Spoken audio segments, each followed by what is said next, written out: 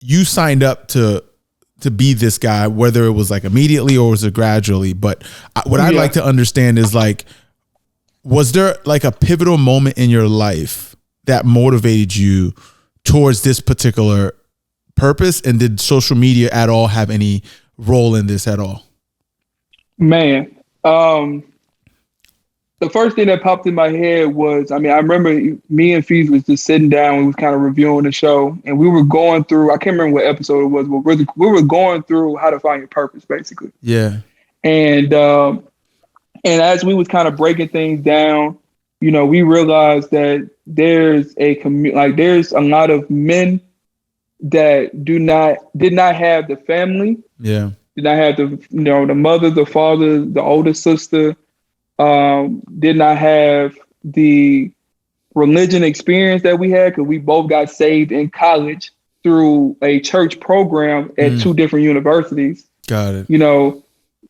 Like we both had the social, we both had we had a really like good upbringing, and we had a lot of knowledge. Yeah. And with something where it was like a lot of men do not have this. Yeah.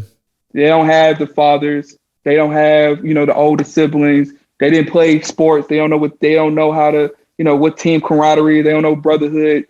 Like they're getting all the information from, these different places. It's kind of like we need to really help create these men that are trying to get better for themselves. And, we saw a need. And basically that's kind of how we made a pivot. This is probably year 3, 4 in the show, where we came so like men heavily oriented. So it was in that moment where it was like, okay, this is what it is.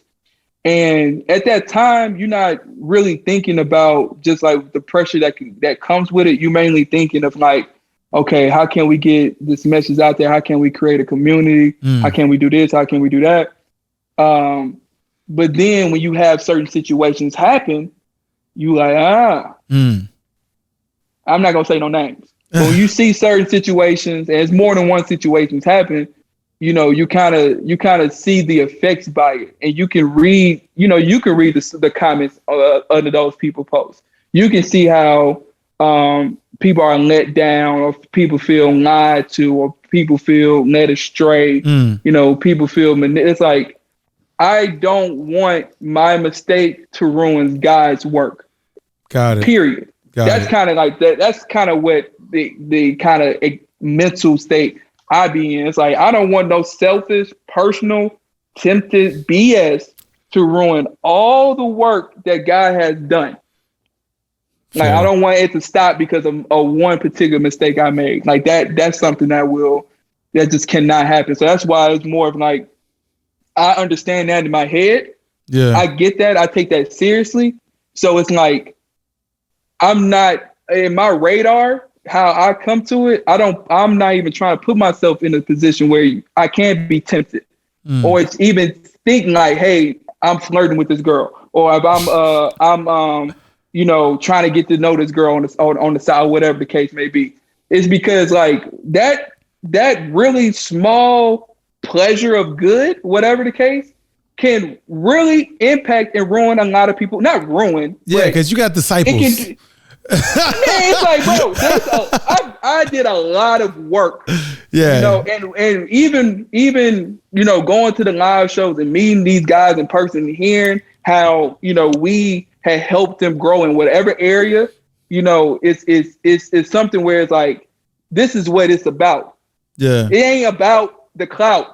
It ain't about getting women. It ain't about the money. It ain't about none of that. Like, you literally, when you stare into these guys' eyes and you can see that your words change their life, and you think I'm going to really put that in jeopardy over women or over whatever? Money and so on and so forth. Yeah, it's like, man, I had to take time to really, sit with myself, sit with God, sit with a lot of people to really not put so much pressure on myself where I'm like staying in the house. Like, I don't believe in myself, I can't do good. It's like, nah, you can be yourself and roam out here in this world and be fine. I'm confident that reason and, you know, seeing the consequences with other people, it's like, man, I know I don't want that.